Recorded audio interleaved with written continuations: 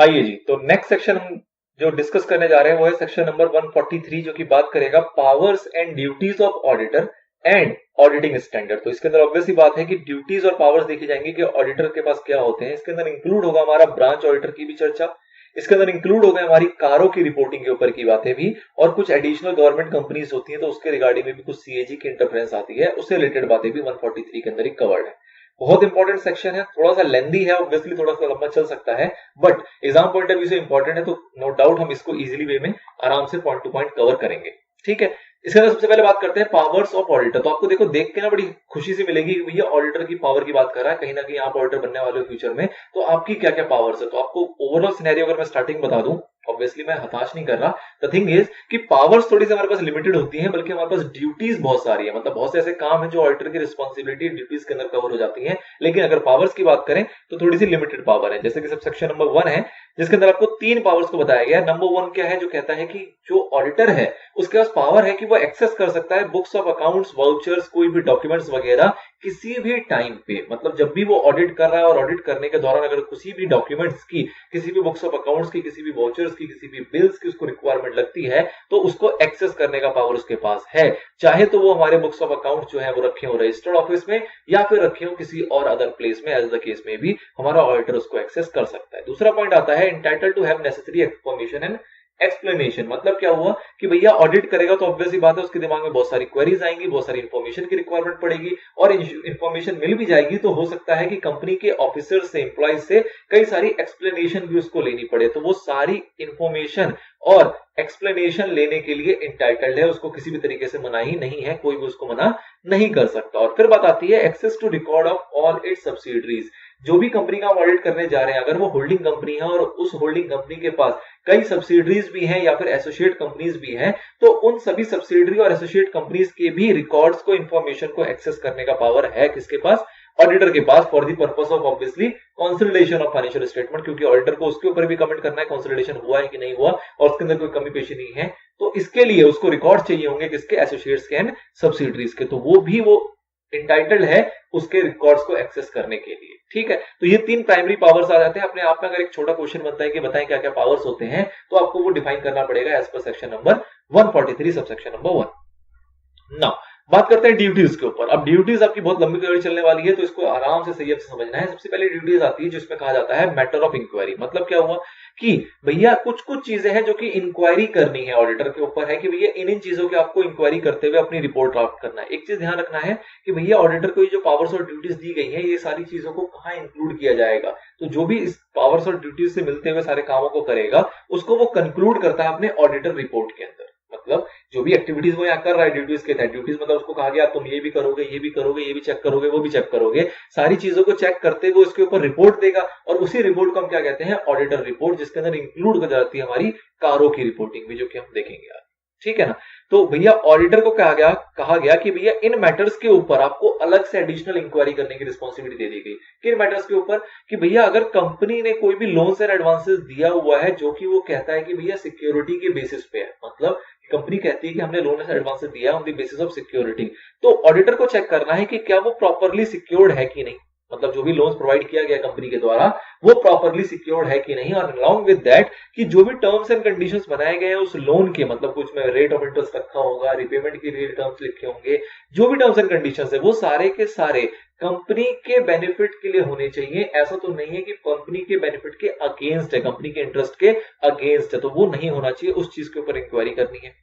उसके बाद बात आती है ट्रांजैक्शंस को, कि भैया नॉर्मल कोर्स ऑफ बिजनेस में जो भी कंपनी ट्रांजैक्शंस वगैरह करती है, उस चीजों को चेक करना है कि जो भी ट्रांजैक्शन किए जाते हैं कंपनी के द्वारा, वो सारे के सारे prejudicial to the interest of company है कि नहीं। मतलब क्या हुआ कि ऐसा तो नहीं है कि सपोज कोई आइटम है जो कंपनी बेचती है, जो हमें लगता है कि मार्केट में तो वो बिकता है 100 रुपए का और कंपनी उसको बेच रही है 75 रुपए का, मतलब कंपनी को डुबाने के लिए बेसिकली काम किया जा रहा है। तो ऐसा तो कुछ नहीं हो रहा ना, इस चीज के ऊपर नजर रखनी है ऑडिटर को। फिर बात आती है कि कंपनी के पास अगर कोई भी कंपनी ऐसी जो कि इन्वेस्टमेंट या बैंकिंग कंपनी नहीं है और उस कंपनी के पास एसेट्स है, तो ऐसा तो नहीं कि कंपनी उन एसेट्स को बेच रही है और जब भी बेचने की रिक्वायरमेंट पड़ रही है तो उसको वो बेच रही है lower, lesser than the purchase price, मतलब जितने का उन्होंने परचेज किया उससे सस्ते दामों में वो एसेट्स को बेच रही है। तो ऐसा तो नहीं कि कंपनी को खाली किया जा रहा है, कंपनी के एसेट्स को बेचा जा रहा है ताकि जो पैसे लोगों ने इन्वेस्ट कर रखे हैं वो डूब जाए। तो इस टाइप की एक्टिविटी पे भी इंक्वायरी करनी है किसको, ऑडिटर को। कि अगर कोई ट्रांजैक्शन हुई भी है, सेल किया भी गया है, तो उसमें चेक कर लेना है कि भैया वो फेयरली किया गया है या नहीं किया गया।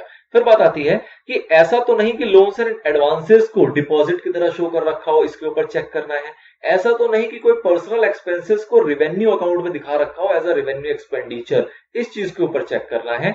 उसके बाद ऐसा तो नहीं कि कंपनी ने कोई शेयर्स वगैरह इशू किए हैं for the purpose of cash, मतलब कि कैश में शेयर्स को इशू किया गया है और कंपनी को कैश रिसीव ही ना हुआ हो, मतलब कि रिसीव हुआ या नहीं हुआ, इस चीज के ऊपर चेक करना है। और अगर कंपनी को कैश सपोज रिसीव ही नहीं हुआ तो उस चीज की अकाउंटिंग किस तरीके से करी है, मतलब कि कंपनी ने शेयर तो इशू कर दिया, कहा जी पैसा आएगा, पैसा आ गया तो वो चेक कर लो, पैसा नहीं आया तो चेक करो कि भैया जब पैसा नहीं आया तो उसकी अकाउंटिंग कैसे हुई है, बुक्स ऑफ अकाउंट्स में उसकी एंट्री किस तरीके से दिखाई गई है, बैलेंस शीट में उसका क्या इंपैक्ट आ रहा है और जो भी इंपैक्ट आ रहा है वो करेक्ट तो है कि नहीं।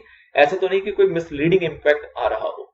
ठीक है जी, ये कुछ बातें बताएगी जिसके ऊपर अलग से उसको इंक्वायरी करने की रिस्पॉन्सिबिलिटी डाल दी गई। उसके बाद कहा गया कि ऑडिटर को एक रिपोर्ट बनाना है, जिसको हम नाम देते हैं ऑडिटर रिपोर्ट का नाम। उस ऑडिटर को एक रिपोर्ट तैयार करना है मेंबर्स के लिए, और उस रिपोर्ट के अंदर वो क्या चीजें लिखेगा, वो लिखेगा कि भैया कौन कौन से अकाउंट्स हैं जिसको उसने एग्जामिन किया, मतलब किन किन अकाउंट्स को उसने चेक किया, और जितने भी फाइनेंशियल स्टेटमेंट्स जो भी कंपनी ने बनाए हैं, मतलब जो भी कंपनी ने बनाए हैं एज पर दी एक्ट, और जैसे कह लो आप as per the accounting standards को कंप्लाई करते हुए, जिसको कि लेट डाउन किया जाएगा आपके एजीएम के अंदर, वो सारे के सारे फाइनेंशियल स्टेटमेंट्स बिल्कुल true and fair and correct है या नहीं, उस पर क्या ओपिनियन है ऑडिटर की, वो भी दिखेगा अपने ऑडिट रिपोर्ट के अंदर।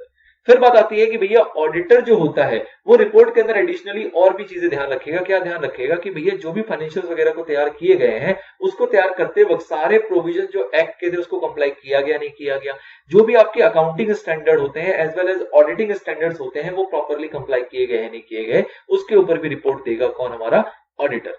फिर ऑडिटर अपना ओपिनियन देगा किसके ऊपर, कि भैया जितनी भी उसने एक्टिविटी, जो भी अकाउंट, जो भी फाइनेंशियल स्टेटमेंट्स वगैरह को, जो भी चीजों को उसने एग्जामाइन किया, उसके ऊपर उसको ओपिनियन देना है कि भैया उसके हिसाब से, मतलब ऑडिटर के हिसाब से to the best of his knowledge and belief, जो भी उसके पास इंफॉर्मेशन आया, जो भी नॉलेज आई, उसके हिसाब से वो ये अपना कमेंट देगा, अपना ओपिनियन देगा कि भैया जो अकाउंट्स वगैरह प्रिपेयर किए गए हैं, जो फाइनेंशियल स्टेटमेंट्स वगैरह बनाए गए हैं, वो एक ट्रू एंड फेयर पिक्चर देते हैं, उसके अंदर कोई भी मिसलीडिंग एक्टिविटीज नहीं है, और कंपनी ने सारी चीजों को फॉलो करते हुए फाइनेंशियल्स को तैयार किया गया है। और ऑब्वियसली उस फाइनेंशियल्स के अंदर क्या होती है, आपकी बैलेंस शीट्स होती हैं, आपकी प्रॉफिट एंड लॉस अकाउंट्स होती है, और आपकी कैश फ्लो स्टेटमेंट्स होती है। तो ये सारी चीजें जो है वो ट्रू एंड फेयर व्यू दे रहे हैं, किसी भी तरीके से मिसलीडिंग इंफॉर्मेशन नहीं दी जा रही है। नेक्स्ट आता है ऑडिटर रिपोर्ट शैल आल्सो स्टेट, मतलब क्या हो रहा है, समझ रहे हैं इस चीज को, कि ऑडिटर को कहा जा रहा है तुम ये भी करोगे, अच्छा ये कर लिया, तुम्हें ये भी करना है, अच्छा ये करने के बाद तुम्हें इस चीज के ऊपर भी ध्यान रखना है। थिंग इज कि उसकी ड्यूटीज को काफी ज्यादा लेंदी किया गया है कि किसी भी तरीके से कोई चीज बच ना जाए किसी भी कंपनी में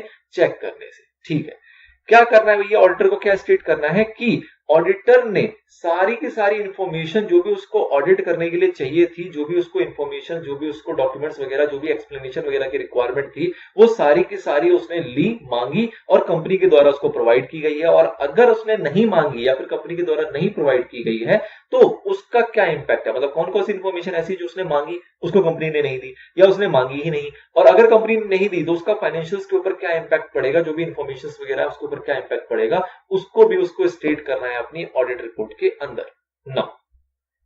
फिर बात आती है कि अगर ब्रांच की बात करें तो भैया जो प्रॉपर बुक्स ऑफ अकाउंट्स वगैरह है वो ब्रांच जो है वो प्रॉपरली मेंटेन करता है कि नहीं करता, एज पर लॉ मेंटेन करके चलता है नहीं चलता। और आपको अभी आप आगे देखेंगे कि जो ब्रांच ऑडिटर होता है उसकी एक रिक्वायरमेंट होती है, रिस्पॉन्सिबिलिटी होती है कि वो अपने ब्रांच ऑडिट करते हुए उसकी एक रिपोर्ट को कंपाइल करे और उस रिपोर्ट को भेजे किसके पास, कंपनी ऑडिटर के पास। अलॉन्ग विद दैट अगर कंपनी ऑडिटर चाहे तो वो खुद भी विजिट कर सकता है, ऑल्दो वहां पे ब्रांच ऑडिटर है बट स्टिल कंपनी ऑडिटर के पास पावर होती है कि वो विजिट कर सकता है ब्रांच में, और जाके अगर कुछ उसको एडिशनल इंफॉर्मेशन चाहिए या कुछ एडिशनल चेक करने की रिक्वायरमेंट है तो उसको भी वो कर सकता है। तो उसको ये देखना है कि अगर सपोज उसने विजिट नहीं किया ब्रांच, तो क्या ब्रांच ऑडिटर ने उसको प्रॉपर बुक्स, प्रॉपर रिटर्न्स वगैरह को कंपाइल करते हुए रिपोर्ट्स वगैरह भेजी है कि नहीं भेजी, जिससे कि वो अपने ऑडिट रिपोर्ट को कंपाइल कर पाएगा, इसके ऊपर ध्यान देना है। उसके बाद बात आती है कि जो भी हमारी रिपोर्ट होती है, जो मतलब दो पॉइंट था, पहला पॉइंट आपका कवर हुआ जो कि बात कर रहा था बुक्स की रिटर्न्स वगैरह की, वो उसको मिली है कि नहीं मिली, और दूसरा पॉइंट कवर करता है कि अगर ब्रांच ऑडिटर वहां पे ऑलरेडी है और उसने ऑडिट किया हुआ है ब्रांच ऑफिस का, तो क्या उसको वो भेजा गया है नहीं भेजा गया, उस रिपोर्ट की कॉपी उसको मिली है कि नहीं, जिसके बेसिस पे वो अपने कंपनी ऑडिट की रिपोर्ट को, मतलब कंप्लीट एक रिपोर्ट को तैयार करेगा, जिसके अंदर ऑब्वियसली ब्रांच ऑडिटर की भी जो रिपोर्ट आई होगी उसको भी कंपाइल किया जाएगा। अच्छा जी। फिर आपकी रिक्वायरमेंट आती है कि क्या आपको चेक करना है कि क्या कंपनी की जो प्रॉफिट एंड लॉस अकाउंट है और बैलेंस शीट है वो बिल्कुल अलाइंड है कि नहीं बुक्स ऑफ अकाउंट से। मतलब क्या हुआ कि बुक्स ऑफ अकाउंट में ऐसा तो नहीं कि एंट्रीज कुछ हो रही हैं, अकाउंट्स कुछ बन रही है। सपोज हमारा लैंड एंड बिल्डिंग है, उसकी अकाउंट्स के अंदर फिगर कुछ और आ रही है और बैलेंस शीट के अंदर कुछ और दिखाई दे रही है। हमारा सेल्स अकाउंट में सेल्स की फिगर कुछ और आ रही है, प्रॉफिट लॉस में कुछ और दिखाई दे रही है। तो ऐसा तो नहीं है। आपको चेक करना है कि जो भी आपकी बैलेंस शीट है, प्रॉफिट एंड लॉस अकाउंट है, वो बिल्कुल टैली करती है किससे, बुक्स ऑफ अकाउंट से भी और रिटर्न से। रिटर्न का मतलब क्या हुआ कि हम जैसे कि आपको पता होगा, जैसे सपोज जीएसटी की रिटर्न फाइल करते हैं तो जीएसटी की रिटर्न में आपने सेल्स कुछ और दिखा रखी है, बैलेंस शीट में प्रॉफिट लॉस अकाउंट में सेल्स कुछ और आ रही है, ठीक है ना। आपने अपने रिटर्न्स वगैरह में स्टॉक कुछ और दिखा रखा है और आपकी बैलेंस शीट के अंदर स्टॉक कुछ और आ रहा है। तो ये चीजें आपस में टैली कर रही है कि नहीं कर रही, इस चीज के ऊपर भी कमेंट करना है किसको, ऑडिटर को। अगर इसके अंदर कोई भी वेरिएशन है तो उसको भी आपको बताना पड़ेगा। फिर बात आती है कि भैया क्या ऑडिटर को ऐसा लगता है कि जो फाइनेंशियल स्टेटमेंट बनाए गए हैं वो प्रॉपरली अकाउंटिंग स्टैंडर्ड को कंप्लाई करते हुए बनाए गए हैं, क्या उसके अंदर कोई भी ऐसी वायलेशन वगैरह तो नहीं है, और अगर है तो उस चीज के ऊपर भी कमेंट करेगा ऑडिटर ना। ऑब्जर्वेशन या कमेंट अगर ऑडिटर की कुछ है, मतलब कि भैया जो कंपनी काम कर रही है तो उसके ऊपर अगर उसको लगता है कि कोई ऑब्जर्वेशन है या फिर किसी प्रकार की कोई कमेंट करने की आवश्यकता है जिससे कि कोई भी एडवर्स इफेक्ट पड़ेगा कंपनी के फाइनेंशियल्स के ऊपर या कंपनी के फंक्शंस के ऊपर, फंक्शनिंग के ऊपर, तो उस चीजों को भी ध्यान में रखेगा हमारा ऑडिटर। उसके बाद बात आती है डायरेक्टर की डिस्क्वालिफिकेशन की, जो कि कवर होता है आपका सेक्शन 164 सबसेक्शन 2 के अंदर। तो कहीं ऐसा तो नहीं कि कोई और डायरेक्टर ऐसा है जो कि डिस्क्वालिफाइड है एज पर सेक्शन 164 सबसेक्शन 2, लेकिन स्टिल वो काम कर रहा है एज ऑडिटर। तो अगर ऐसी कुछ बात पता लगती है किसको, ऑडिटर को, तो उसके ऊपर भी कमेंट करने की रिस्पॉन्सिबिलिटी है किसकी, ऑडिटर की। उसके बाद कि अकाउंट्स वगैरह जो कंपनी मेंटेन करती है, जैसे maintenance of books of accounts का आपका प्रोविजन आया था सेक्शन नंबर 128 में, तो क्या कंपनी ने उसको प्रॉपरली कंप्लाई किया है कि नहीं किया, या फिर ऑडिटर को लगता है कि उसके ऊपर कोई क्वालिफिकेशन, कोई रिजर्वेशन या कोई एडवर्स रिमार्क देने की आवश्यकता है। अगर है तो वो भी दिया जाएगा किसके द्वारा, ऑडिटर के द्वारा। फिर एक लास्ट पॉइंट आता है जिसको हम कहते हैं इंटरनल फाइनेंशियल कंट्रोल। क्या कंपनी के अंदर इंटरनल फाइनेंशियल कंट्रोल है कि नहीं, ये आपके पहले की भी कुछ क्लासेस के अंदर कवर किया गया था। इंटरनल फाइनेंशियल कंट्रोल क्या होता है, तो बेसिकली क्या है, कंपनीज की पॉलिसी क्या है फाइनेंस को मैनेज करने की, उसके आपस की इंटरनल कंट्रोल कैसा है, कंपनी के अंदर मैनेजमेंट किस तरीके से काम करती है, किस तरीके से उन्होंने लूप्स बना रखे हैं जिसके तहत वो काम किया जाता है, किसी भी टास्क को परफॉर्म किया जाता है। तो क्या कंपनी के पास एक एडिक्वेट इंटरनल फाइनेंशियल कंट्रोल है या नहीं है, और अगर है तो क्या वो इफेक्टिवली ऑपरेट कर रहा है, क्या वो सही से काम कर पा रहा है कंट्रोल, क्या उस कंट्रोल का फायदा दिख रहा है कंपनी के अंदर। ऐसा तो नहीं कि कंट्रोल बना तो रखा है लेकिन वो इंप्लीमेंट ही नहीं हो रखा या उसका कोई इंपैक्ट नहीं है, तो उस चीज के ऊपर भी कमेंट करेगा कौन, हमारा ऑडिटर। अब इस चीज के ऊपर आपके पास एक रूल 10A आता है जो कि क्या कहता है कि इंटरनल फाइनेंशियल कंट्रोल बनाने की और उसके ऊपर जो रिपोर्ट करने की बात आई कि भैया ऑडिटर रिपोर्ट, ऑडिटर के रिपोर्ट के अंदर इस चीज को भी इंक्लूड किया जाएगा कि क्या एग्जिस्ट करता है कि नहीं करता internal financial control, and along with that कि अगर एग्जिस्ट करता है तो क्या वो ऑपरेट करता है इफेक्टिवनेस के साथ। तो इस चीज के ऊपर भी कमेंट किया रहेगा हमारा ऑडिटर, मतलब ऑडिट रिपोर्ट का वो पार्ट बनेगा। कब से शुरू हुआ ये, तो रूल 10A है जो कि आपका आया, जिसको कहा जाता है कि 1 अप्रैल 2015 के बाद से जो भी फाइनेंशियल स्टेटमेंट्स बनाई जाएंगे और उनकी ऑडिट की जाएगी तो उन सभी ऑडिट के ऑडिट रिपोर्ट के अंदर इसको इंक्लूड करना है। लेकिन ये कब से कहा गया, 1 अप्रैल 2015। आपको पता है कंपनीज एक्ट कब से आया था, तो कंपनीज एक्ट आया था आपका 1 अप्रैल 2014 से। तो क्या कहा गया कि भैया 1 अप्रैल 2015 से तो ये मैंडेटरी है हर एक ऑडिटर के लिए कि इसके ऊपर वो कमेंट करेगा अपने ऑडिट रिपोर्ट में इसको इंक्लूड करेगा। लेकिन अगर 1 अप्रैल 2014 से लेकर 31 मार्च 2015 तक की बात करें उस पहले साल की, तो उस पहले साल के अंदर वॉलंटरी है, मतलब ऑडिटर चाहे तो इसको वो स्टेट कर सकता है रिपोर्ट के अंदर, चाहे तो ना करे, वो वॉलंटरी है उसके ऊपर। बट उसके अगले साल से मतलब 1 अप्रैल 2015 एंड आफ्टरवर्ड सारे सालों में इसको आपको मैंडेटरली इंक्लूड करना है अपने ऑडिटर रिपोर्ट में। नाउ प्राइवेट कंपनी के एग्जम्पशन की बात आती है कि भैया कुछ प्राइवेट कंपनीज के ऊपर जो हमारा ये इंटरनल फाइनेंशियल कंट्रोल वाली बात होती है अप्लाई नहीं होती। किन किन के ऊपर अप्लाई नहीं होती, तो भैया 1% कंपनी, स्मॉल कंपनी है, उस पर नहीं लगता। ऐसी प्राइवेट कंपनी जिनका टर्नओवर जो है वो 50 करोड़ रुपीज से कम है, एंड बीच में एंड है और नहीं है, एंड अगर उस प्राइवेट कंपनी की जो बोरोइंग है जो भी पब्लिक फाइनेंशियल इंस्टीट्यूशन से या बैंक से ली गई है वो लेस देन 25 करोड़ रुपीज है, तो उस सिनेरियो में एप्लीकेबल नहीं होगा प्राइवेट कंपनी के ऊपर, ये भी हमारा क्लॉज।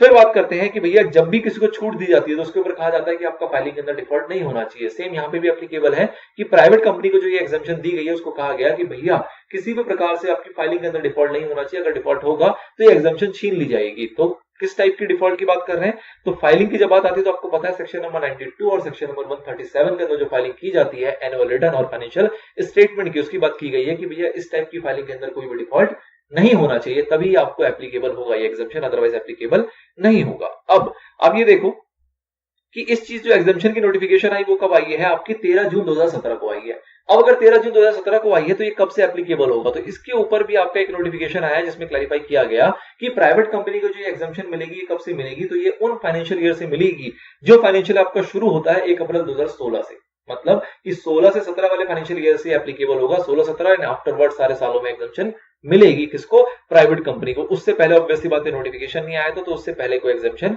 नहीं है। फिर लास्ट पॉइंट कहा जाता है कि such other matter as may be prescribe, कि अगर कुछ और भी ऐसा लगता है, विच इज आप फिल इन द ब्लैंक्स, कि कुछ और भी मैटर्स ऐसा लगता है तो उसको भी इंक्लूड कर सकता है हमारा ऑडिटर अपने ऑडिट रिपोर्ट के अंदर। अच्छा जी, खत्म नहीं हुआ, अभी फिर और चीज क्या आती है, कहता है rule 11 companies audit and auditors rule 2014 बताता है कि ऑडिटर रिपोर्ट के अंदर इन चीजों को भी इंक्लूड किया जाएगा और इनके ऊपर भी कमेंट किया जाएगा। मतलब कि ऑडिटर के क्या व्यूज हैं और क्या कमेंट है इन मैटर्स के ऊपर, इसको भी इंक्लूड करना है ऑडिट रिपोर्ट के अंदर। तो अगेन लिस्ट हमारी जारी है। क्या कह रहा है इस लिस्ट के अंदर कि भैया अगर कंपनी की कोई पेंडिंग लिटिगेशंस है, मतलब कि कोई भी केस, कोई विवाद, कुछ ऐसा कोर्ट वोर्ट में चल रहा है और उस चीज को कंपनी ने डिस्क्लोज किया है या नहीं किया, जो भी चीज है उसके ऊपर ऑडिटर अपना कमेंट देगा कि अगर कोई पेंडिंग लिटिगेशन है तो उसका क्या इंपैक्ट पड़ेगा फाइनेंशियल पोजीशन के ऊपर, क्या कोई है कि नहीं है, पहली चीज। अगर है तो क्या उसको कंपनी ने डिस्क्लोज किया कि नहीं किया, और डिस्क्लोज अगर किया है तो उसका क्या इंपैक्ट पड़ने वाला है हमारी फाइनेंशियल पोजीशन के अंदर, हमारी फाइनेंशियल स्टेटमेंट के अंदर। अच्छा जी, उसके बाद आती है कि कोई भी अगर फोर्सिएबल लॉस है, मटेरियल फोर्सिएबल लॉस, मतलब क्या हुआ कि फ्यूचर में ऐसा लग रहा है कि कोई लॉस होने वाला है, कोई कॉन्ट्रेक्चुअल लॉस होने वाला है या कोई लॉस उठाने वाला है, कुछ भी लॉस होने वाला है, तो क्या कंपनी ने इसके रिगार्ड में कोई प्रोविजन बनाया है। क्योंकि आपको पता है अपने अकाउंट्स के अंदर कि अगर आपको कोई भी लॉस होने की संभावनाएं दिख जाती हैं तो आपको उसके लिए प्रोविजंस बनाने होते हैं। तो कहा जा रहा है कि अगर कंपनी को ऐसा लगता है कि कोई मटेरियल फ्यूचर फोर्सिएबल लॉसेस दिख रहे हैं कंपनी को, तो क्या कंपनी ने उसके लिए प्रोविजन बनाया है जो कि रिक्वायर्ड होता है as per law, as per accounting standard. तो क्या ऐसा प्रोविजन कोई बनाया गया है, नहीं बनाया गया। इस लॉसेस के अंदर आपको इंक्लूड करना है वो सारे लॉन्ग टर्म कॉन्ट्रैक्ट के लॉसेस भी, या फिर डेरिवेटिव कॉन्ट्रैक्ट्स हैं उससे रिलेटेड भी कोई लॉसेस है तो वो लॉसेस भी यहाँ पे इंक्लूड होंगे और उसके लिए भी प्रोविजन बनाना जरूरी होता है। बनाया है नहीं बनाया, इस चीज के ऊपर कमेंट करेगा कौन, हमारा ऑडिटर। नाउ फिर आपने देखा आपने डिविडेंड वाला पूरा एरिया, डिविडेंड वाले एरिया में देखा आपको एक चर्चा पता लगी थी सेक्शन नंबर 125 के अंदर, जो कि बात करता था investors education and protection fund के ऊपर। अब ये क्या था कि भैया रिक्वायरमेंट थी कि कुछ पैसे को कुछ समय के बाद आपको भेजना होता है investor education and protection fund के अंदर। तो कहा जा रहा है कि क्या कंपनी ने डिले तो नहीं किया, ऐसा कोई पैसा ऐसा था जिसको भेजना था आईपीएफ के अंदर, तो कहीं कंपनी ने कोई डिले तो नहीं किया, और अगर किया है तो उसके ऊपर भी कमेंट करेगा कौन, हमारा ऑडिटर। नाउ फिर एक पॉइंट आता है जो कि अब एक कह लो कि एबॉलिश्ड है, अब इसकी एप्लीकेबिलिटी नहीं है। जैसे कि आपने देखा था जब डीमोनेटाइजेशन हुआ था, जब नोटबंदी हुई थी, तो उस टाइम में आपका एक प्रचलन चला था कंपनीज के अंदर जिसको कहते हैं हम स्पेसिफाइड बैंक नोट्स। मतलब कुछ बैंक नोट्स के ऊपर जानकारी दी गई थी कि आपको एक रिपोर्ट देनी होती थी जिसके अंदर बताना होता था कि भैया नोटबंदी जब हुई तो कंपनी के पास कितना ऐसा नोट पड़ा हुआ था जो कि पिछली कैटेगरी का है, मतलब जो कि बंद हो चुका था, और उसको कंपनी ने किस तरीके से बैंक में जाके चेंज किया या डिपॉजिट करके उसको एक्सचेंज किया, वॉटेवर, उसकी एक डिस्क्लोजर देनी होती थी कंपनी को। तो वो भी चेक करना होता था ऑडिटर को। लेकिन आपको पता है कब हुआ था नोटबंदी, आपका ये नोटबंदी हुआ था 8 नवंबर 2016 को, और ये चला था आपका 30 दिसंबर 2016 तक। ठीक है, तो इस पीरियड में जो भी बैंक की आपने बैंक के साथ जो भी नोट्स की अदला बदली करी है उसकी जानकारी आपको एक रिपोर्ट्स के अंदर देनी होती थी। लेकिन ये एप्लीकेबिलिटी ऑडिटर इसको कब चेक करेगा, तो ये आपका जो चर्चा है, ये चर्चा है 16-17 वाली। तो ऑब्वियसली बात है मार्च 17 में जब फाइनेंशियल स्टेटमेंट क्लोज हो जाएगी और उसका ऑडिट किया जाएगा, तो उसके ऑडिट के ऊपर ऑडिटर ने इसका कमेंट दे दिया। तो ये सिर्फ और सिर्फ 1 साल के लिए एप्लीकेबल था, जो कि मार्च एंडिंग था, मार्च 2017 की एंडिंग में। उसके बाद के सालों के लिए ऑब्वियसली एप्लीकेबल नहीं रह जाता किसी भी साल के लिए ना। फिर आती है बात कि अगर किसी भी मैटर के ऊपर ऑडिटर ने नेगेटिव कमेंट किया, नेगेटिव कमेंट का मतलब क्या है, कोई भी क्वालिफिकेशन दी है, मतलब कोई भी ऐसा मुद्दा था जो ऊपर की जितनी बातें देखी कि भैया ये चेक करना है, वो चेक करना है, वो चेक करना है, वो चेक करना है, उसने कहा कि भैया हमने ये चेक किया, ये चीज यहाँ पे मौजूद नहीं थी, ये चीज हमने मांगी, इन्फॉर्मेशन नहीं मिली, कुछ भी इस तरीके से नेगेटिव कमेंट या क्वालिफिकेशन दी है अगर, या फिर हम ये चीज चेक करने जाते हैं, हमें जानकारी नहीं मिली, हम चेक ही नहीं कर पाए, दिस इज क्वालिफिकेशन। तो इस टाइप की कोई भी हरकत अगर ऑडिटर ने करी है तो उसका रीजन बताना पड़ेगा। रीजन मतलब पूरा डिटेल सिनेरियो देना पड़ेगा कि हमने ये कोशिश की इसको चेक करने की, but due to this reason हम ये काम नहीं कर पाए, तो हमें नहीं पता इसका क्या परिणाम निकलेगा, क्या फाइनेंशियल इंपैक्ट आएगा। तो इस चीज को अगर कोई भी कहने का मतलब है कोई भी नेगेटिव या फिर कोई भी क्वालिफिकेशन देता है हमारा ऑडिटर, तो वो देगा along with reason.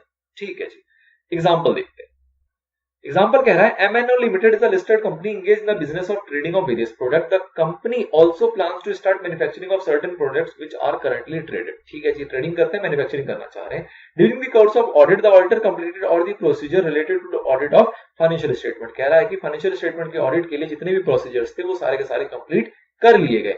However, the auditor got stuck on one procedure because of which auditor has not got concluded. कह रहा है कि ऑडिटर रुक गया एक किसी प्रोसीजर के ऊपर जिसकी वजह से वो कह रहा है कि ऑडिट जो है वो कंक्लूड नहीं हो सकता. क्या?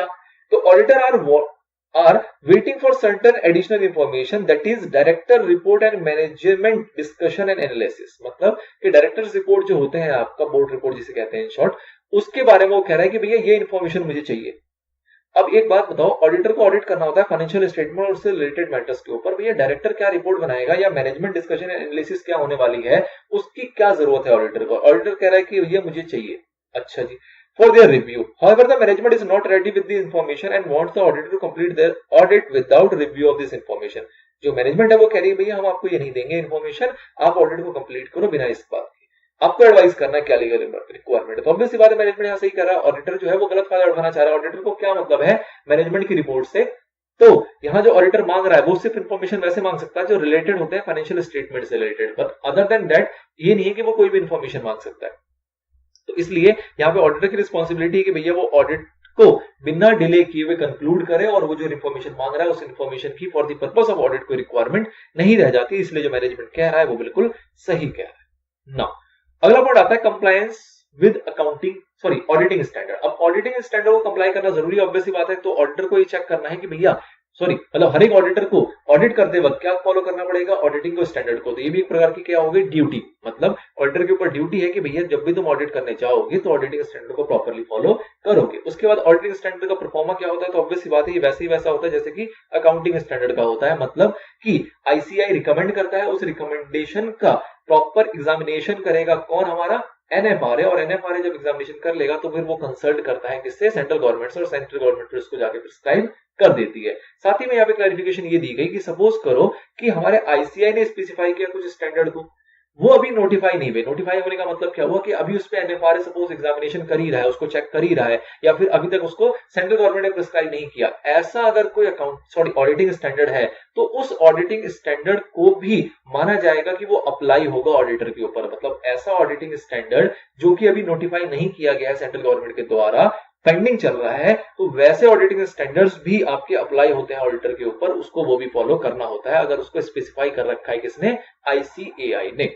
चलिए नाउ बहुत ही इंपॉर्टेंट सेक्शन आता है, मतलब सेक्शन का सबसेक्शन आता है विच इज सेक्शन नंबर 143 का सबसेक्शन नंबर 11 जो कि बात करता है एडिशनल मैटर्स के ऊपर विच इज कारो 2016. राइट नाउ आपको पता होगा कारो 2020 भी आ चुका है, बट ये इस साल आपको और एप्लीकेबल नहीं है. मतलब 2021 में भी आपका कारो जो चलेगा वो 2016 ही चलेगा, उसके बाद 20 हो सकता है आ जाए because of this lockdown and all other measures. इसको फिलहाल डिले किया गया है. ठीक है, तो क्या कह रहा है कि भैया एडिशनल मैटर्स को रिपोर्ट करने की बात भी कर सकता है. कौन कर सकता है, आपका सेंट्रल गवर्नमेंट. सेंट्रल गवर्नमेंट कह सकता है ऑडिटर को कि भैया जब तुम ऑडिट करने जाओगे तो कुछ स्पेसिफाइड कंपनीज को आप जब ऑडिट करोगे तो अपने रिपोर्ट के अंदर उसके लिए कुछ एडिशनल मैटर्स के ऊपर भी रिपोर्टिंग करोगे जो कि कारो 2016 कहता है. कारो 2016 क्या है उसको हम अपने यहां पढ़ने नहीं जाएंगे. तो कारो 2016 को एक शॉर्ट में समझा दूं कि एक एडिशनल रिक्वायरमेंट आती है जिसको हम बोलते हैं कारो. ठीक है, वो कारो कौन है जो प्रिस्क्राइब करता है, कौन, हमारा सेंट्रल गवर्नमेंट. किससे कंसल्ट करते हुए, एनएफआरए से कंसल्ट करते हुए. और उसके बाद प्रिस्क्राइब करने के बाद वो डायरेक्शन देता है हर एक ऑडिटर को कि भैया जब तुम अपना ऑडिट रिपोर्ट बनाओगे तो उसके अंदर एक कारो का स्टेटमेंट भी अटैच करोगे. अब कारो क्या सभी कंपनी पे एप्लीकेबल होती है, तो जी नहीं. अब कारो जब पढ़ने जाओगे आप तो उसके अंदर देखोगे कुछ क्लास ऑफ कंपनीज हैं. ठीक है, अगर आपने मेरे ऑडिटिंग के लेक्चर्स देखे तो वहां से आप कंसल्ट कर सकते हो. ऑडिटिंग के लेक्चर्स में डाले हुए हैं कि कारो क्या होती है, किस किस कंपनी पे एप्लीकेबल होती है. फिलहाल आपके मॉड्यूल में दी हुई है, नाम आपको बताने जा रहे हैं. ठीक है, तो कहने का मतलब क्या है, कुछ क्लास ऑफ कंपनीज में कुछ लिमिट बताया गया कि इतनी टर्नओवर, इतना कैपिटल, इतना बोरिंग्स वगैरह होगा, तो उस केस में वैसी कंपनीज के ऊपर कारो लगेगा. अब कारो लगेगा तो क्या होगा, उसके अंदर 16 पॉइंट दिए गए. कारो के अंदर कितने पॉइंट दिए गए हैं, 16 एडिशनल पॉइंट्स दिए गए हैं कि भैया चेक करो फिक्स एसेट को, चेक करो इन्वेंटरी को, और उससे रिलेटेड कमेंट्स करने होते हैं किसको, ऑडिटर को. मतलब ऑडिटर जब ऑडिट करने जाएगा तो नॉर्मल सिनेरियो में जो 143 के अंदर बातें लिखी है वो सारे ड्यूटीज को तो परफॉर्म करेगा ही करेगा. अलॉन्ग विद दैट अगर उस कंपनी पे कारो एप्लीकेबल हो रहा है तो कारो की 16 बातों के ऊपर भी रिपोर्टिंग उसको करनी पड़ेगी अपने ऑडिट रिपोर्ट के अंदर. ये बात बस कही जा रही है 143 11 के अंदर। आई होप आपको समझ में आ गया हो। कारण प्रॉब्लम 16 जो ऑब्वियसली बात है वो फॉरेन कंपनी के ऊपर भी एप्लीकेबल होता है। तो दिस इज ऑल अबाउट 143(11) जितना आपको पता होना चाहिए कंपनीज एक्ट के अंदर। नाउ अगली बात आती है जो कहता है reporting of fraud bye auditor. Obviously बात है फ्रॉड की चर्चा आएगी तो भैया जब भी फ्रॉड होगा तो ऑडिटर को रिपोर्ट करना है। और किसको रिपोर्ट करता है? ऑडिटर रिपोर्ट करता है सेंट्रल गवर्नमेंट को। भैया फ्रॉड हो गया, सीधा सीधा सेंट्रल गवर्नमेंट को बताओ। पर क्या सारे फ्रॉड जो होंगे वो सेंट्रल गवर्नमेंट को बताए जाएंगे? मतलब कि कंपनी के अंदर कोई फ्रॉड हो रहा है, जो कोई भी ऑफिसर या कोई भी एम्प्लॉय कर रहा है, ऑडिटर को पता लग गया ऐसा फ्रॉड हो रहा है, तो क्या वो सारे फ्रॉड जो होगा वो सेंट्रल गवर्नमेंट को बताएगा? तो इसके लिए बताया गया कि भैया कुछ प्रिस्क्राइब्ड अमाउंट है, प्रिस्क्राइब्ड लिमिट है, प्रिस्क्राइब्ड मैनर है, उस मैनर के अकॉर्डिंग ऑडिटर को जो है वो काम करना है। ये बहुत जरूरी है कि क्या मैनर है उसको जानना। तो कहा गया क्या कि चेक करो फ्रॉड कितना बड़ा है। मतलब कि एक नॉर्मल एस्टिमेट लगाओ कि भैया कितना अमाउंट का यहाँ पे इन्वॉल्व है फ्रॉड। ठीक है, अगर आपको लगता है, आपको मतलब ऑडिटर को अगर लगता है कि भैया जो फ्रॉड है वो 1 करोड़ रुपए या फिर उससे ज्यादा का है, तो उस केस में यहाँ पे रिपोर्ट जो किया जाएगा उसका तरीका है इस प्रकार से, जहां पे कि सेंट्रल गवर्नमेंट को भी इन्वॉल्व किया जाएगा। मतलब कि अगर जो फ्रॉड है वो आपका है 1 करोड़ रुपीस या उससे अबव का, तो उसके केस में जैसे ही फ्रॉड पता लगेगा किसको?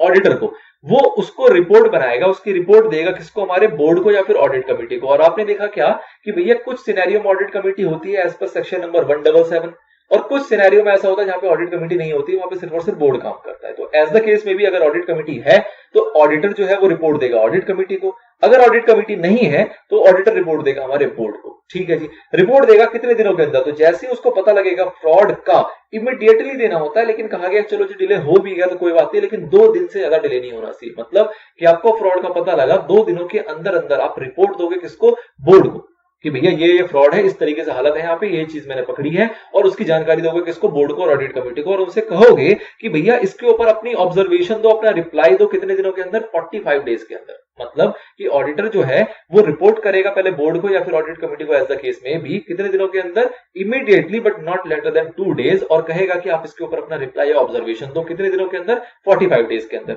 जैसे ही रिप्लाई और ऑब्जर्वेशन आ जाएगा ऑडिटर के पास, ऑडिटर क्या करेगा? फॉरवर्ड करेगा। फॉरवर्ड क्या क्या करेगा? नंबर 1 अपना ऑडिट रिपोर्ट, नंबर 2 रिप्लाई और ऑब्जर्वेशन जो कि मिला उसको बोर्ड या ऑडिट कमेटी से, नंबर 3 जो भी रिप्लाई या ऑब्जर्वेशन मिला उसके ऊपर वो अपने कमेंट करेगा। मतलब जो रिप्लाई दे रही होगी बोर्ड या ऑडिट कमेटी, उस रिप्लाई में वो कितना सेटिस्फाई है, उसको क्या लगता है, उसके ऊपर भी कमेंट करेगा। ये तीनों चीजें वो फॉरवर्ड करेगा किसको? सेंट्रल गवर्नमेंट को। कितने दिनों के अंदर? 15 दिनों के अंदर। 15 दिन कहां से? जिस दिन उसको रिप्लाई मिल गया उस रिप्लाई के 15 दिनों के अंदर अंदर वो सेंट्रल गवर्नमेंट को पहुंचा देगा इस फ्रॉड की जानकारी। ठीक है जी, फिर कहते हैं कि सपोज करो अगर हमारा बोर्ड या audit committee as the case में भी वो फेल टू गेट रिप्लाई हो गया, मतलब उनसे रिप्लाई नहीं दिया गया, उन्होंने 45 दिन बीत गए और उनके थ्रू कोई रिप्लाई नहीं आया, उस केस में ऑडिटर क्या करेगा? ऑडिटर फिर भी फॉरवर्ड करेगा सेंट्रल गवर्नमेंट के पास रिपोर्ट। सेंट्रल गवर्नमेंट को रिपोर्ट देगा कब?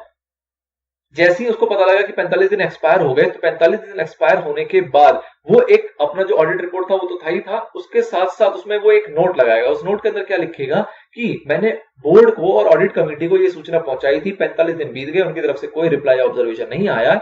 इस नोट को वो लगाते हुए उसको फॉरवर्ड कर देगा किसको? सेंट्रल गवर्नमेंट को। ठीक है जी, उसके बाद अब रिपोर्ट भेजने का क्या तरीका है? तो सेंट्रल गवर्नमेंट का मतलब क्या होता है? तो सेंट्रल गवर्नमेंट का मतलब कोई ना कोई मिनिस्ट्री होगी, कोई ना कोई डिपार्टमेंट होगा। तो कहा गया है क्या कि जो रिपोर्ट को भेजा जाता है वो भेजा जाता है सेक्रेटरी को, secretary of MCA, ministry of corporate affairs की जो सेक्रेटरी है उनको भेजा जाएगा। कैसे भेजा जाएगा? तो एक सील्ड कवर में, मतलब एक पैकेट बनाओगे, उसको सील करोगे प्रॉपरली, और उसके अंदर आपके सारे दस्तावेज वगैरह होंगे, और उसको भेजोगे bye way of registered post. ठीक है, या तो रजिस्टर्ड पोस्ट से भेजोगे जिसका आपके पास एक्नॉलेजमेंट वगैरह होना चाहिए, या फिर स्पीड पोस्ट से भेजोगे। और जैसे ही आपने ये पोस्ट कर दिया, अलॉन्ग विद दैट एक ईमेल भी भेजोगे जिसके अंदर आप कंफर्म करोगे इसके बारे में, मतलब कि हमने ऐसा ऐसा कुछ सूचना भेजी है by way of registered post और स्पीड पोस्ट, उसकी कंफर्मेशन दोगे by way of email to the secretary of MCA. ठीक है जी, फिर बात आती है कि रिपोर्ट जो भेजा जाएगा, रिपोर्ट जो बनाया जाएगा, उसमें क्या क्या चीजें होंगी। तो ऑब्वियसली बात है, जो रिपोर्ट तैयार किया जाएगा वो रिपोर्ट तैयार किया जाएगा ऑडिटर के लेटर हेड पे।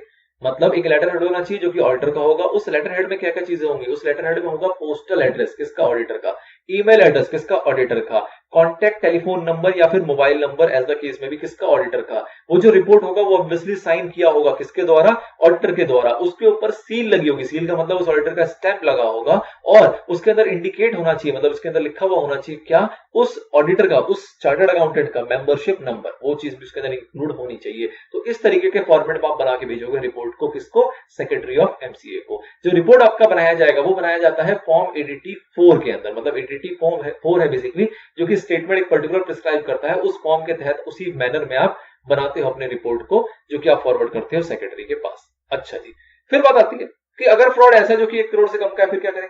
1 करोड़ से ऊपर का तो हमने देख लिया सेंट्रल गवर्नमेंट को इंटीमेट करना है। 1 करोड़ से कम का है तो उस केस में क्या होगा? तो उस केस में कहा गया कि ऑडिटर अगेन रिपोर्ट करेगा उस मैटर को। किसको रिपोर्ट करेगा? या तो ऑडिट कमेटी को या तो बोर्ड को, एज द केस में भी। और कब? कितने दिनों के अंदर? तो इमीडिएटली रिपोर्ट करना है, but again not later than 2 days, मतलब 2 दिन से ज्यादा डिले नहीं होना चाहिए। और ऑल्दो तो आपको इमीडिएटली रिपोर्ट करना है। अच्छा जी, उसके बाद आपने रिपोर्ट कर दिया, उसके बाद क्या होगा? जब आप रिपोर्ट करोगे तो रिपोर्ट के अंदर क्या क्या सूचना दोगे? आप सूचना दोगे कि क्या नेचर ऑफ फ्रॉड, मतलब नेचर ऑफ फ्रॉड क्या है वो आप बताओगे कि भैया क्या फ्रॉड मिला, कहां मिला आपको, कैश में मिला है, बैंक में मिला है, इन्वेंट्री के अंदर मिला है, कहां फ्रॉड मिला है, क्या उसकी बात है, उसको डिस्क्रिप्शन में आप डिटेल में बताओगे। अलॉन्ग विद दैट कितना अप्रोक्सीमेट अमाउंट है फ्रॉड का इन्वॉल्व, मतलब जो फ्रॉड हो रहा है उसके अंदर कितना का फ्रॉड है, वो आपको क्या लगता है उसका एक अप्रोक्सीमेशन करते हुए उसका अमाउंट बताओगे। And along with that parties involve, मतलब कौन कौन से लोग उस फ्रॉड के अंदर इन्वॉल्व है, उसकी डिटेल भी आप दोगे उस रिपोर्ट के अंदर। ठीक है जी, जो डिटेल्स प्रोवाइड की गई रिपोर्ट की, किसको? ऑडिट कमेटी को या बोर्ड एज द केस में भी, उसको वो डिस्क्लोज करेंगे कहां पे? बोर्ड रिपोर्ट के अंदर। और बोर्ड रिपोर्ट के अंदर वो क्या क्या डिस्क्लोज करेंगे? तो जो जानकारी दी ऑडिटर ने वो तो डालेंगे। अलॉन्ग विद दैट एक पॉइंट और आपका ऐड हो जाएगा, मतलब कि nature of fraud will description डालेंगे, अप्रोक्सीमेट अमाउंट क्या है वो भी डालेंगे, कौन कौन सी पार्टीज इन्वॉल्व है वो भी डालेंगे। अलॉन्ग विद दैट क्या रेमेडियल एक्शन लिया है बोर्ड ने, मतलब कि ऑडिटर ने इंटीमेट कर दिया, उसके बाद बोर्ड ने उसके ऊपर क्या एक्शन लिया, उसकी चर्चा भी की जाएगी बोर्ड रिपोर्ट के अंदर। अच्छा जी, फिर मैंने आपको बताया था ऑडिट के टाइम पे कि भैया जैसे कि कंपनी ऑडिटर की बात हो रही है आपकी यहाँ पे, वैसे ही एक कॉस्ट ऑडिटर भी होता है जो कि सेक्शन 148 के अंदर एप्लीकेबल होता है, और एक सेक्रेटेरियल ऑडिटर होता है जो कि कंपनी सेक्रेटरी होते हैं, जो कि अपॉइंट किया जाता है एज पर सेक्शन नंबर 204। तो जो ये फ्रॉड की पूरी रूलिंग बताई गई आपको कि 1 करोड़ से ज्यादा का होगा, 1 करोड़ से ऊपर का होगा, 1 करोड़ से ज्यादा का होगा तो ऑडिटर को क्या क्या करना है, 1 करोड़ से कम का होगा तो ऑडिटर को क्या क्या करना है, ये मुटेटिस मुटेंडिस अप्लाई होता है आपके कॉस्ट ऑडिटर के ऊपर भी और सेक्रेटरियल ऑडिट के ऊपर भी। मतलब कॉस्ट ऑडिट के दौरान भी आपको अगर फ्रॉड पता लगेगा तो आप इसी प्रोविजन को फॉलो करोगे, आपको सेक्रेटरियल ऑडिट के दौरान अगर कोई फ्रॉड पता लगेगा तो भी आप इसी प्रोविजन को फॉलो करोगे। ठीक है जी, फिर बात आती है पेनल्टी। अगर आपने नहीं किया, मतलब आपने का मतलब कि आप नॉर्मल कंपनी ऑडिटर थे या कॉस्ट ऑडिटर थे या सेक्रेटरी ऑडिटर थे, कोई भी प्रकार के आप ऑडिटर थे और आपने अगर कंप्लाई नहीं किया इस प्रोविजन को, इस इंटीमेशन को, इस प्रोसीजर को, तो उसके ऊपर आपके ऊपर पेनल्टी लगती है which is minimum 1 lakh rupees and maximum 25 lakh rupees. मतलब कम से कम 1 लाख रुपए की पेनल्टी लगेगी और इसको मैक्सिमम एक्सटेंड किया जा सकता है 25 लाख रुपीज तक। एग्जाम्पल देखते हैं। एग्जाम्पल कह रहा है NSH Limited is engaged in the business of retail and is listed on National Stock Exchange. The company recently acquired a business undertaking to expand its business. During the year, certain transactions amounting to thousands of rupees were carried out by the employee. Thousands of rupees were carried out by the employees, director of the company, which the management found suspicious and appointed a forensic consultant to carry out the review. Pursuant to this review process, certain suspect transactions were identified by the management and management reported these transactions to the appropriate authority. ठीक है जी।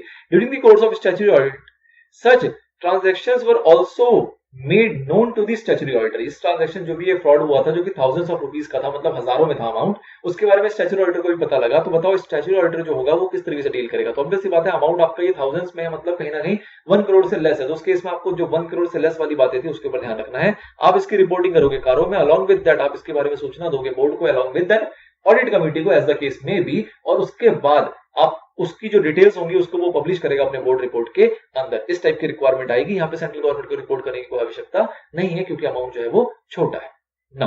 अगला point इसके अंदर आता है audit of government companies का। मतलब अगर गवर्नमेंट कंपनी का ऑडिट किया जा रहा है तो उस केस में क्या होगा। तो आपने देखा कि गवर्नमेंट कंपनी का जो ऑडिट किया जाता है वो करते हैं ऑडिटर, और उन ऑडिटर को अपॉइंट करता है कौन? CAG। मतलब CAG के द्वारा किया जाता है अपॉइंट ऑडिटर को, और वो जो ऑडिटर होते हैं वो करते हैं ऑडिट गवर्नमेंट कंपनीज का। कह सकते हैं गवर्नमेंट कंपनी या कोई भी ऐसी कंपनी जो कि ओन्ड या कंट्रोल्ड है डायरेक्टली या indirectly by central government, state government और कॉम्बिनेशन ऑफ देयर ऑफ। ठीक है जी। अच्छा, जो ऑडिट किया जाएगा इसके ऑडिट के रिपोर्ट को सबमिट किया जाता है CAG के पास। मतलब अब यहाँ पे एक एडिशनल रिक्वायरमेंट क्या आ गई कि पहले ऑडिटर ऑडिट करेगा और अपने ऑडिट रिपोर्ट को सबमिट करेगा किसको? CAG को। अब CAG के पास जब ऑडिट रिपोर्ट जाएगा तो उस ऑडिट रिपोर्ट के अंदर क्या क्या इंक्लूड होगा। तो उसके अंदर जो ऑडिट में वो नॉर्मल चीजें करता है वो तो करेगा ही करेगा, अलॉन्ग विद दैट उसके अंदर कोई स्पेशल डायरेक्शन अगर सीएजी के द्वारा दी गई थी कि भैया इस चीजों के ऊपर भी ऑडिट करना, इस चीज को भी चेक करना, तो वो भी करेगा और उन डायरेक्शंस के ऊपर क्या एक्शन लिया वो भी लिखेगा और उसका क्या इंपैक्ट है आपका अकाउंट्स के अंदर, फाइनेंशियल स्टेटमेंट के अंदर, उन चीजों को भी बताएगा कौन? ऑडिटर। तो जो नॉर्मल चीजें करता है वो करता है, उसके अलावा 3 चीजें और आ जाती हैं। डायरेक्शंस को अगर इश्यू किया है सीएजी ने तो उसके ऊपर वो काम करेगा, क्या एक्शन लिया वो बताएगा और उसका क्या इंपैक्ट है आपके अकाउंट्स एंड फाइनेंशियल स्टेटमेंट्स के ऊपर वो बताएगा। ठीक है जी। उसके बाद आपने सीएजी को दे दिया। अब सीएजी जो है वो 60 डेज के अंदर अंदर जब उसके पास ऑडिट रिपोर्ट आ जाएगी, उसके 60 दिनों के अंदर अंदर उसके पास 2 एक्टिविटी बचती है करने के लिए। नंबर 1 कि अगर उसको लगता है कि भैया जो ये ऑडिट हुआ है इसके अलावा कुछ और ऑडिट कराने की भी आवश्यकता है तो वो यहां पे कंडक्ट कर सकता है एक सप्लीमेंट्री ऑडिट। सप्लीमेंट्री ऑडिट का मतलब क्या होता है कि एक ऑडिट तो हो गई जो कंपनी ऑडिटर ने किया, उसके अलावा वो किसी और ऑडिटर को भी अपॉइंट कर सकता है और उसको कह सकता है कि जाओ कंपनी में और इन चीजों का चेक करो, इन चीजों का ऑडिट करो, जो भी वो डायरेक्शन देगा कौन? हमारा सीएजी। मतलब जो भी एडिशनल इंफॉर्मेशन चाहिए, कोई भी डॉक्यूमेंट चाहिए, कोई भी रिक्वायरमेंट है तो उसके बिहाफ पे ऑडिट करवाया जा सकता है सीएजी के डायरेक्शन के तहत, जो कि कहलाता है आपका सप्लीमेंट्री ऑडिट। नंबर 1। नंबर 2, अगर उसको लगता है कि भैया सप्लीमेंट्री ऑडिट नहीं कराना या करा भी लिया जाए द केस में भी, उसके बाद वो कमेंट करेगा, अपने कमेंट देगा किसके ऊपर? या तो नॉर्मल ऑडिट जो हुआ था जो ऑडिटर ने किया था उसके ऊपर, या फिर सप्लीमेंट्री ऑडिट अगर हुआ होगा तो उसके ऊपर भी। मतलब कि कमेंट करेगा या तो, या फिर वो सप्लीमेंट्री ऑडिट कराएगा एज द केस में भी। ठीक है जी। उसके बाद जो भी कमेंट किया गया होगा सीएजी के द्वारा या फिर सप्लीमेंट्री ऑडिट करवाया गया तो वो भी किया जाएगा सीएजी के द्वारा, उसको अटैच करते हुए भेजा जाएगा किसके पास? कंपनी के पास। और कंपनी को कहा जाएगा कि भैया इसको तुम शेयर कर दो सभी लोगों से। किन सभी लोगों से? उन सभी लोगों से जो कि इंटाइटल्ड होते हैं फाइनेंशियल स्टेटमेंट्स का, ऑडिट रिपोर्ट्स का, बोर्ड रिपोर्ट्स का, as per section number 136 subsection 1। जैसा हमने देखा था कि जो लोग हमारी मीटिंग्स में अटेंड होते हैं, एजीएम को अटेंड करते हैं, उन सभी लोगों को financial statement, board report, audit report, ये सारी चीजें मिलनी चाहिए। तो उन सभी लोगों को शेयर करने की डायरेक्शन दी जाएगी सीएजी के द्वारा और उसके अंदर वो सारे कमेंट्स भी होंगे जो सीएजी ने दिया है या फिर सप्लीमेंट्री ऑडिट अगर करवाया है तो वो चीजें भी उसके अंदर इंक्लूड की जाएगी। ठीक है।